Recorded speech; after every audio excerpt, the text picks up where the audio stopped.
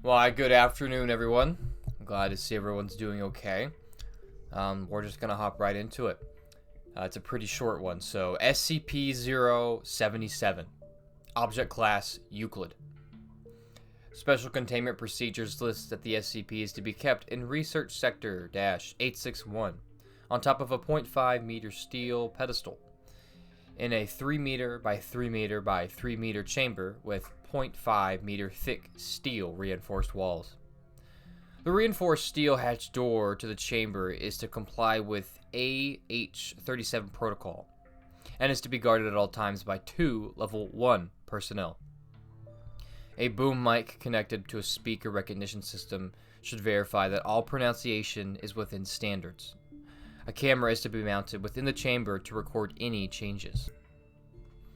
Every 8 hours, a minimum of 2, but preferably 3, trained D-Class personnel are to enter the containment area and, in a loud, clear voice, read the runes etched onto the SCP-077 in unison. The reading must be performed by individuals who understand the full meaning of the runes being read, who are able to pronounce the entirety of the inscription correctly, and who are no more than 30 centimeters away from the SCP. All personnel must undergo a 1-week training session with the Foundation linguist for pronunciation, reading, and dialect coaching. A minimum of 20 D-Class personnel are to be trained for undergoing the training at all times. Trained D-Class personnel are exempt from termination until such time as they have been replaced. The Foundation linguists are to remain on call in case of unexpected rune change. Every new set of runes is to be transcribed into phonetic English and provided with literal and idiomatic translations as quickly as possible. See documents 077- through for archived translations.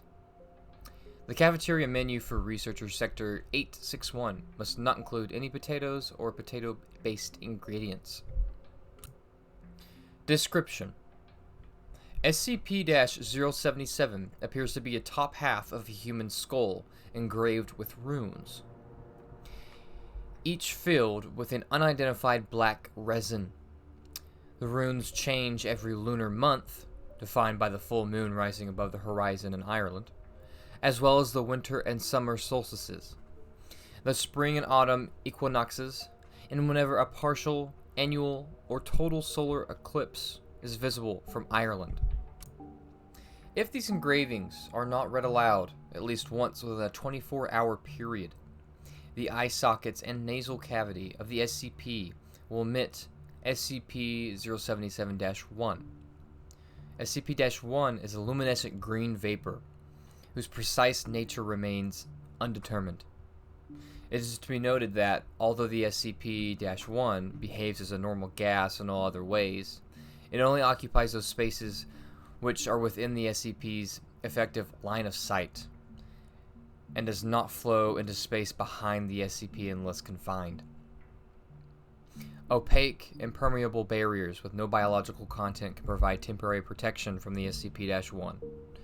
However, attempts to permanently contain the SCP with opaque containers have failed due to the artifact's protection of sufficient quantities of the SCP-1 will explosively rupture these containers.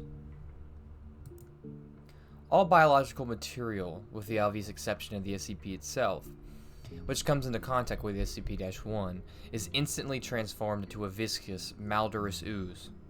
The ooze has been identified as the rotted flesh of potato tubers, Solanum tuberosum, which have been severely infected with the potato blight. 1 cubic centimeter of the SCP-1 transforms upwards of 800 grams of biological material. Reading the SCP's engravings has noticeable, if transient, effects on the health of the readers. These effects include nausea, cramps, headaches, dizziness, inconsistencies, fever, skin rashes, nosebleeds, and fatigue states. The effects intensify as the time between the readings increases, and can become cumulative for individuals who read the engravings too many times consecutively or too frequently. readers have a 60% chance of developing allergy to potatoes. Addendum 077-01.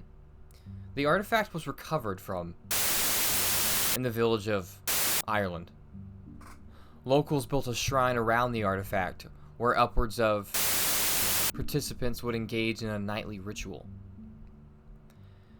Fragmentary historical documents retrieved from the remnants of the village church, see Archive 077-1576, and library, see Archive 077-1582, indicate that the artifact existed as early as 1848, at which point in time it is described as highly positive terms, including protector and provider. By 1869, however, references to the artifact are fearful, resentful, and couched in euphemism. Awesome. Like I said, that was a short one. You guys are good to head out. If anyone has any questions, feel free to come up here. Have a wonderful and safe day, everyone. Thank you so much.